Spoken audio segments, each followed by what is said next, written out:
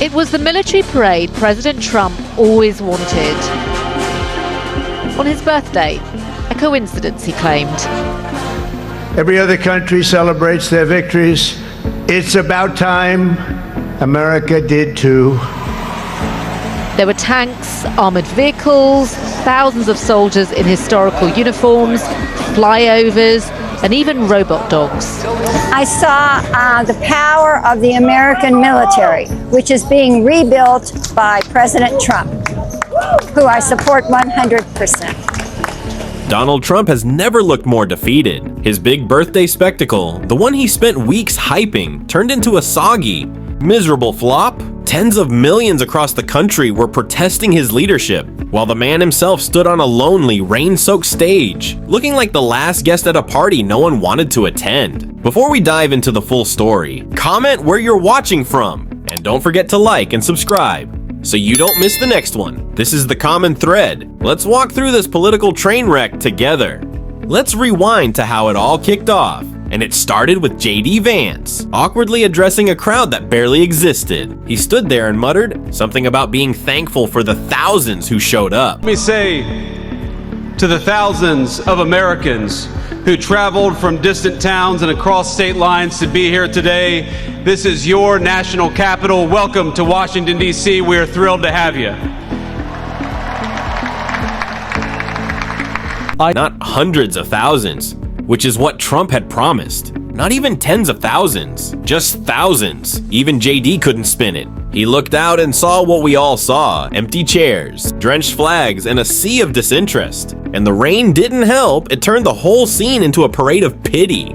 Now, while Trump sulked in the rain, something else was happening, something powerful. On the other side of the country, millions of Americans were marching in protest. Old, young, families, students, workers, even a bold little fourth grader took the mic to stand against Trump's vision for America. Liberty and justice for all. How's it feel to be out here over the 101 with all these people honking in support of you guys? It feels good to know. I mean, there's no reason for all of this. I mean, it's unlawful. We can't have a president who a felon, honestly. I mean, these are people who have been here. They provide for us not just labor, but they're human beings. They deserve rights. But this is it, you know, so there's flashbang grenades going on outside, Chris, but there's, how old are you? What grade are you in, buddy? I'm in I'm gonna go into fourth grade and I'm 9 years old. Oh, cool, man, congratulations. You probably just graduated. That's what's happening out here, okay? So 2 blocks away, David Noriega. That's right. As Trump threw a parade for himself, America threw a movement. The energy, the defiance, the pride, it was a sharp contrast to the gloom of Trump's hollow celebration. And that juxtaposition alone tells you everything. Now let's talk about this bizarre birthday moment. Trump was handed a gift during the ceremony, but here's the twist. It was a gift he gave himself.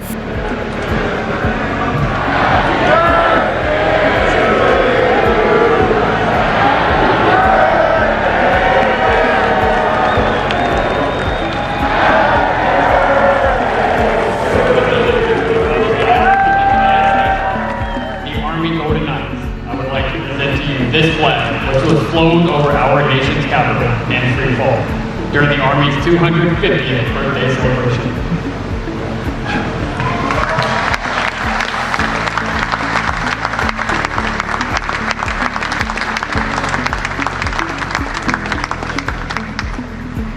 Yes, really. The man organized his own surprise, wrapped his own ego in ribbon, and had staffers pretend it was from the American people. Imagine inviting yourself to your own party, making everyone bring you gifts, and then still complaining that no one showed up. And as if that wasn't embarrassing enough, the entire thing reportedly cost around $50 million in taxpayer money, all for a man to stand in the rain and slur his way through a speech no one wanted to hear. Speaking of speeches, let's get into what happened when Trump finally took the stage. There's no earthly force more powerful than the brave heart of a U.S. infantryman. His voice was shaky. He stumbled through his sentences.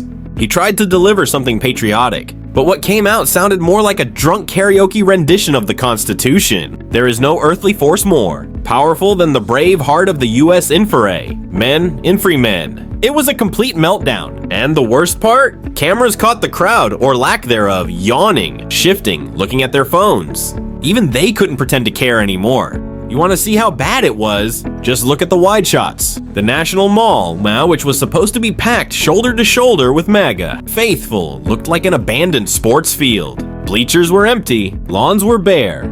It was the political equivalent of throwing a Super Bowl party and having your mom show up out of pity. Trump stood there, cold and dejected, a man surrounded by silence. Even the military parade, which Trump likely imagined as a grand show of power, backfired. Observers pointed out something off. The soldiers weren't marching in proper lockstep. It was disjointed, uneven, almost like they didn't want to be there. When even the troops are walking like they're dragging their feet, that says something. Some online speculated it was a quiet form of protest. Subtle body language that said, "This isn't why we serve." And now comes the final insult, the cost. This parade, this theatrical self-congratulation session, didn't just flop emotionally, but torched taxpayer money. Millions were spent on logistics, military deployment, security, transportation, all for a vanity project that embarrassed the nation on live TV. And what did Americans get in return? Nothing. No inspiration. No unity. Just a president looking like the only guest at his own pity party.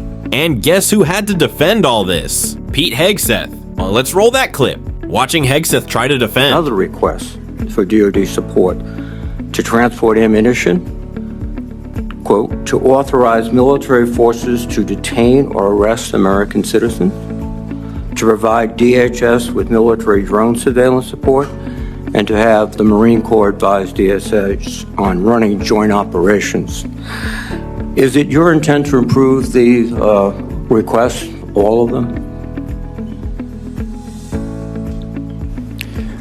Well, Senator, we very much support President Trump's focus on defending the homeland on our southern border, as well as supporting law enforcement officials doing their job in ICE in Los Angeles who deserve not to be assaulted, accosted, and rioted while rounding up one of the 21 million illegals allowed in as an invasion under the previous administration. Are you prepared to authorize DHS to use drones and also to authorize military forces to detain or arrest American citizens? Senator, every authorization we've provided the National Guard and the Marines in Los Angeles is under the authority of the President of the United States, is lawful and constitutional. They are assisting in defending law enforcement officers and law enforcement facilities. So the answer is yes. In the execution of their job. The answer is yes. In the city of Los Angeles.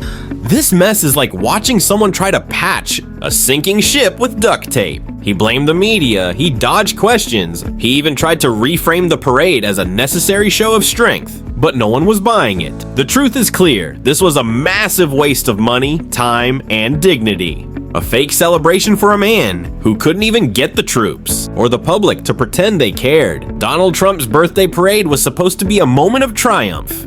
Instead, it became the most televised embarrassment of his political life.